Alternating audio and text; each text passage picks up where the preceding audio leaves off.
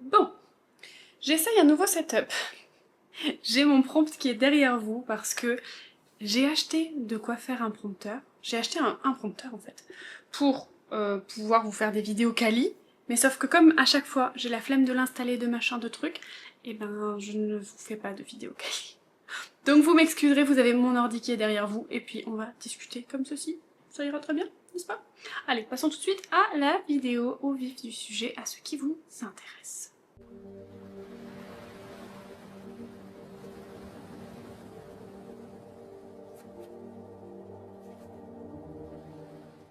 Bienvenue dans la prophétie de Nyx. Aujourd'hui, nous allons explorer ensemble un sujet qui pourrait bien changer ta manière de voir le monde. Nous allons parler des lois spirituelles. Depuis des siècles, elles traversent les traditions, les philosophies et les enseignements ésotériques. Certains y voient des clés de compréhension de la vie, d'autres de simples métaphores, et plusieurs trouvent aujourd'hui des échos dans la psychologie moderne. Dans cette vidéo, je vais t'inviter à découvrir les principes, à les questionner par toi-même, et peut-être à y trouver des pistes de réflexion pour ton propre chemin. Alors, commençons. Depuis toujours, l'humain cherche à comprendre, il cherche des réponses. Pourquoi certaines choses semblent arriver au bon moment? Pourquoi certaines rencontres changent une vie? Et pourquoi certains schémas se répètent encore et encore? Le hasard, la chance, le destin, quelque chose de plus grand que nous? Ou existe-t-il des principes invisibles qui influencent notre manière de vivre, de penser et d'évoluer? Depuis des siècles, différentes traditions parlent de ce qu'on appelle les lois spirituelles. On les retrouve dans des philosophies orientales, dans des courants ésotériques, mais aussi parfois dans le développement personnel. Contrairement aux lois de la physique, elles ne sont pas des lois scientifiques. Certaines trouvent aujourd'hui des parallèles avec la psychologie, et d'autres restent des croyances ou des philosophies de vie. Aujourd'hui, je ne vais donc pas te dire ce qui est vrai ou ce qui est faux. Je vais simplement t'inviter à découvrir ces principes et à te demander une seule chose, et si certaines de ces lois avaient quelque chose à nous apprendre?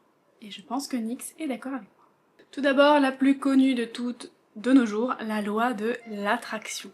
Nyx, si tu peux arrêter de m'interrompre, ce serait gentil. Allez, grimpe. Grimpe. Et je parle sérieusement, madame, hein.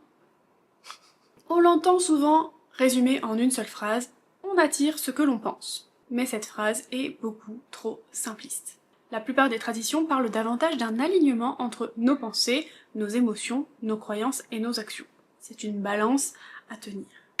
Par exemple, si je suis convaincue que je vais échouer, je vais souvent agir avec beaucoup plus de peur et ça va entraîner parfois un résultat négatif. À l'inverse, croire que quelque chose, je suis désolée, est possible peut nous pousser à saisir des opportunités, elle me déconcentre, que nous n'aurions jamais vues auparavant. La psychologie montre d'ailleurs que nos croyances influencent très fortement notre comportement. Alors est-ce que c'est de la magie? Pas forcément. Mais nos pensées façonnent bel et bien une partie de notre réalité. Ensuite, nous avons la loi de la vibration. Cette loi affirme que tout est vibration. Nos émotions, nos pensées, nos paroles, nos intentions. Sans entrer dans les interprétations les plus ésotériques, une chose est intéressante, nos émotions influencent réellement notre manière d'agir. Une personne constamment stressée ne prendra pas les mêmes décisions qu'une personne complètement sereine. Notre état intérieur influence notre manière de communiquer, notre posture, notre confiance, et même notre perception des événements. C'est un peu l'histoire du verre à moitié vide ou à moitié plein. Alors, pour moi, pour mes croyances personnelles, je pense que tout est vibration, en effet, mais qu'il ne faut pas se cantonner qu'à ça. Et qu'il ne faut pas se stresser par rapport à ça. C'est-à-dire que, oui, les émotions émettent une vibration, plus ou moins positive ou négative, mais il ne faut pas s'empêcher de les vivre, parce que sinon, ça s'accumule, et ça pèse encore plus dans la balance que si on les avait ressenties et qu'on avait laissé ces émotions quitter notre corps et partir puisque on s'est autorisé à les ressentir. Pour moi, on ne peut pas être toujours positif non plus, c'est pas possible, on a une vie humaine. Pour moi, on a des choses à expérimenter, on a des souffrances à vivre, on a des choses à travers lesquelles on doit passer qui sont pas forcément faciles tous les jours. Et ça fait partie de l'humanité et on peut pas être 100% dans des hautes vibrations tout le temps. Parce que sinon on serait des êtres uniquement spirituels et pas faits de chair et de sang. Selon ma croyance à moi en tout cas. Donc oui, les hautes vibrations c'est important, mais il ne faut pas se dire oh mon dieu, si je ressens de la tristesse, mes vibrations vont baisser, j'attirerai plus ce que je veux. C'est important de laisser passer une bonne fois pour toutes et après de se reconcentrer sur ce qui compte vraiment et sur ce qui est bien et sur ce qui est positif, oui, mais il faut pas diaboliser non plus. Vous comprenez la nuance? Ensuite, on a la loi de la correspondance. Cette loi, c'est que ce qui est en haut est comme ce qui est en bas. Le haut est en bas, comme dans Pirates des Caraïbes. Le haut est en bas. Mais c'est stupide, il y a de quoi devenir fou. Cette phrase est attribuée à la tradition hermétique. Elle peut sembler un peu mystérieuse, mais on peut aussi la comprendre autrement. Notre monde extérieur reflète parfois des schémas présents à l'intérieur de nous. Par exemple, pourquoi certaines personnes vivent-elles toujours les mêmes relations? Pourquoi on répète parfois toujours les mêmes erreurs? L'idée, c'est que différents niveaux de la réalité se reflètent mutuellement. Par exemple, ton monde intérieur reflèterait la manière dont tu perçois le monde extérieur. Les plus petits systèmes ressembleraient aux plus grands systèmes. En gros, les mêmes principes se retrouvent à différentes échelles. Ce n'est pas forcément que tout ce qui t'arrive est créé par tes pensées, mais plutôt qu'il existe des correspondances entre les différents plans. Par exemple, deux personnes perdent leur emploi. La première pense « je suis nulle, j'y arrive jamais, je garde jamais d'emploi, etc. » La deuxième pense « bon, c'est un moment difficile, mais je vais rebondir, je trouverai mieux, c'est que ce boulot n'était pas fait pour moi, etc. » L'événement, c'est le même. Mais elles ne remarquent pas les mêmes opportunités, elles n'agissent pas de la même façon et elles obtiennent souvent des résultats différents. Parce que là où la première va se braquer en se disant « mais qu'est-ce que j'ai fait de mal? Et pourquoi ils m'ont pas retenu pour le poste? Et pourquoi ils m'ont viré? Et qu'est-ce que machin? Et qu'est-ce que truc? Et je retrouverai jamais rien ?» Et ben l'autre, elle est déjà en train de se dire « ok, je trouve autre chose. Je fais autre chose. Est-ce que je dois chercher dans la même branche? Est-ce que je dois changer ma manière d'approche? Est-ce que c'est mon CV que je dois changer ?» Et en fait, elle commence déjà à remettre en question des choses tangibles qui font que elle trouvera plus vite. Parce qu'elle va se dire, bah, peut-être que je dois envoyer mon CV à plus de personnes. Peut-être que je dois viser d'autres types d'entreprises. Peut-être que je dois viser des entreprises où je me fais former en même temps. Peut-être que voilà, la compétence qui me manquait, c'est ça en fait. C'est qu'il faut que je me fasse former sur le truc qui me manquait en parallèle de l'apprentissage du nouveau métier. C'est-à-dire, je vais arriver, je vais dire, voilà, j'ai cet emploi-là m'intéresse. Par contre, moi j'ai cette facette-là que j'ai déjà, mais cette facette-là je l'ai pas encore. Est-ce que c'est possible que la personne déjà en poste me forme sur cette partie-là pour que je sois complètement efficace et que je réponde à vos attentes? Ou sur le logiciel que je n'ai pas assimilé, que je n'ai pas en main, que je ne connais pas, etc., etc. Alors que l'autre, elle sera encore en train de se dire mais pourquoi, et machin, et en train de s'apitoyer sur son sort. Vous voyez, je sais pas trop comment l'expliquer mieux que ça. Ensuite, on a la loi du miroir. C'est probablement la plus difficile à accepter. Elle nous révèle que ce qu'on déteste, ce qui nous énerve chez les autres, c'est souvent quelque chose qu'on a chez nous. Je m'explique. Ça signifie pas que tout est de notre faute, etc. Mais certaines réactions qu'on peut avoir sont le reflet de blessures, de peurs ou d'autres choses. Souvent, quand tu vas être énervé parce qu'une personne... je sais pas moi, les gens qui critiquent les personnes publiques par exemple. Bah des fois c'est des personnes qui n'osent pas, ou qui auraient aimé, mais qui se sont enfermées dans ce truc de bah de toute façon je pourrais pas, de toute façon j'y arriverai pas, machin, et qui en fait du coup critiquent les personnes publiques parce que eux n'ont pas osé et sont un peu jaloux. Vous voyez? De toute manière, on ne reçoit jamais de critique de quelqu'un qui est, entre guillemets, au-dessus de nous, dans le sens développement personnel, et dans le sens... Tu vas pas recevoir des critiques de quelqu'un qui a une meilleure vie que toi. Tu vois, quelqu'un qui est très heureux dans sa vie, il va pas aller regarder ta petite vie à toi où t'es malheureux. Il s'en fiche en fait. Il te laisse faire tes trucs. Alors que toi, quand tu regardes quelqu'un qui a la vie que tu voudrais mais que t'arrives pas encore à y accéder, des fois tu peux avoir cette tendance à dire « Ouais mais lui de toute façon, il est riche, lui de toute façon il a eu les avantages de ses parents, lui de toute façon... ceci, cela, moi j'ai pas eu cette chance-là, du coup moi j'y arrive pas, et en fait ça révèle que tu es envieux, ou que tu as une peur, ou que il y a autre chose.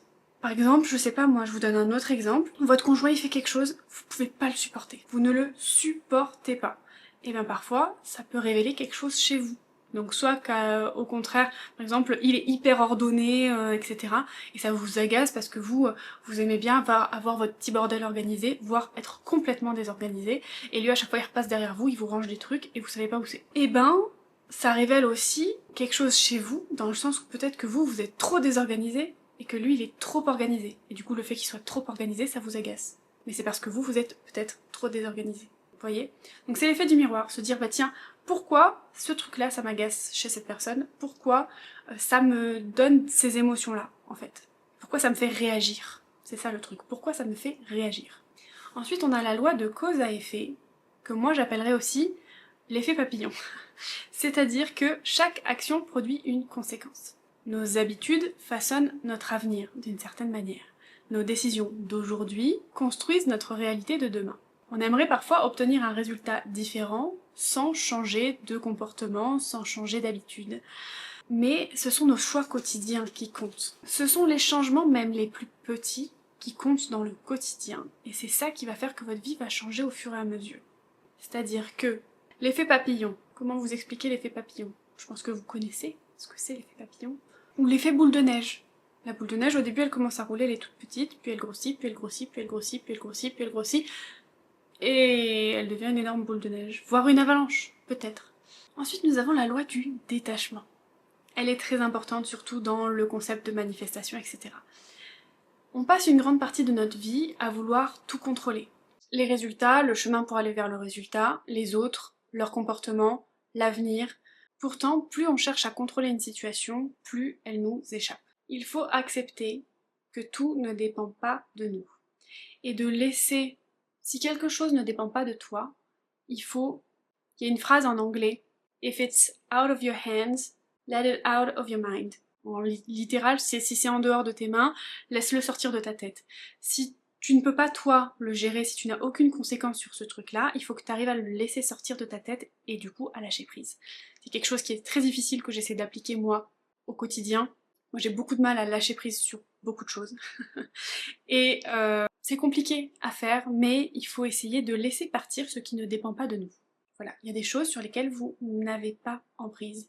Il y a des choses sur lesquelles vous ne pouvez rien y faire, vous ne pouvez rien changer. Vous allez pouvoir vous changer vous, mais vous ne pouvez pas changer la situation elle-même.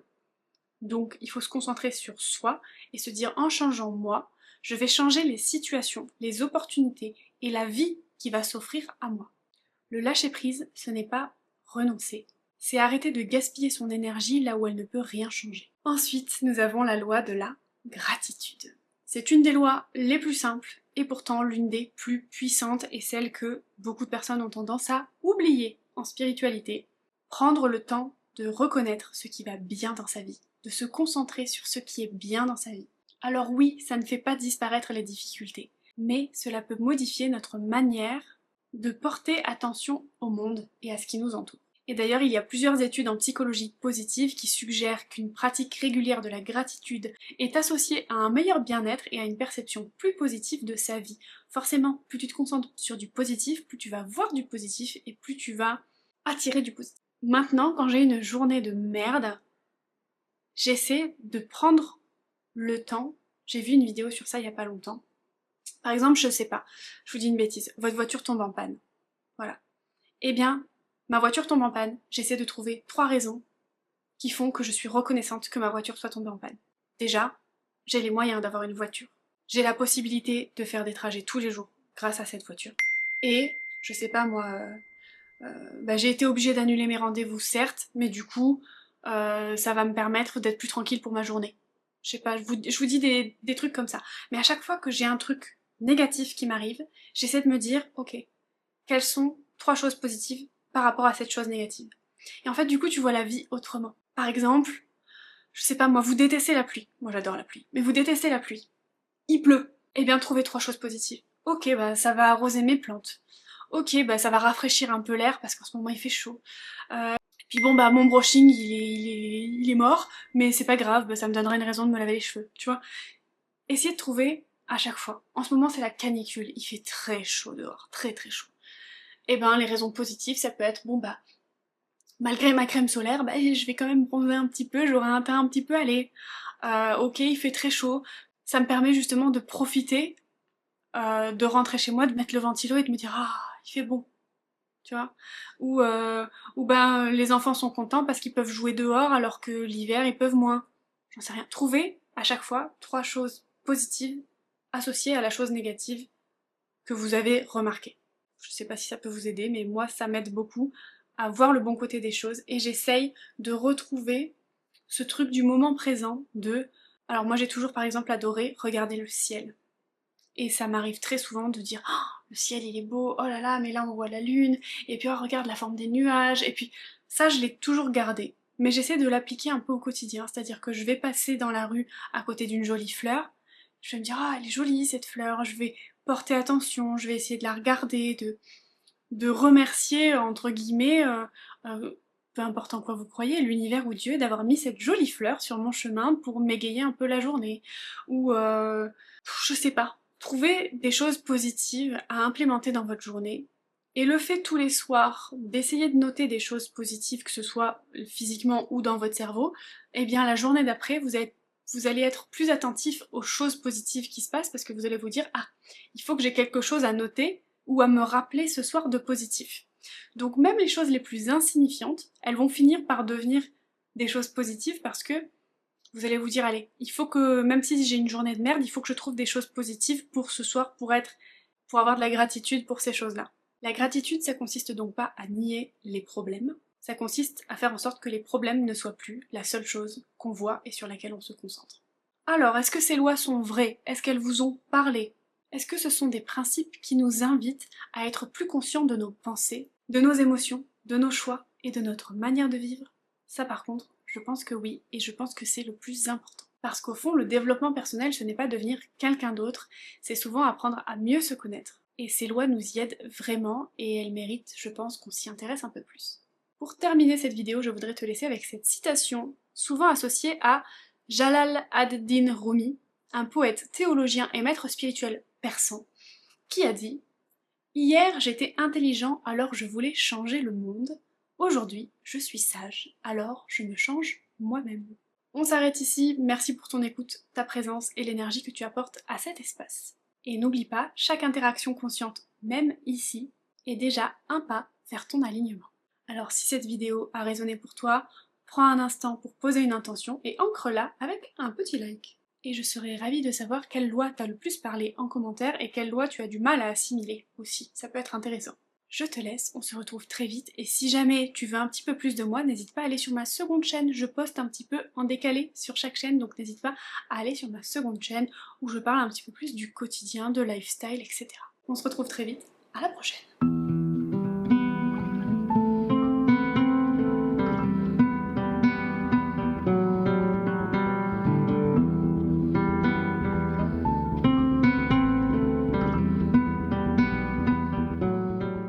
Certaines y voient des clés de compréhension de vie. Je me fais déjà harceler. Calmez-vous, très cher. Mon conjoint va péter un plomb quand il va voir la note pour notre maison. La note pour notre maison. Bref, il faut que je finisse ma vidéo, moi. On verra ça quand il rentrera. Arrête, tu vas m'abîmer ma robe, toi. Tu veux venir? Regardez-moi là, celle-là. Voilà, elle va se balader tout autour de moi pendant que je filme. Non, on se tait. On se chute. Chut, chut, chut. Quand tu regardes quelqu'un qui a la vie que tu voudrais mais que tu n'arrives pas encore à y accéder, mais ce sont nos choix quotidiens qui comptent. Un chat fait ses griffes. Je vais pas y arriver. Je ne vais pas y arriver. Non. Marouvi, t'as fini? Merci. Oh, elle est repartie à faire ses griffes, elle. Non mais, madame, je vous dérange pas? Merci.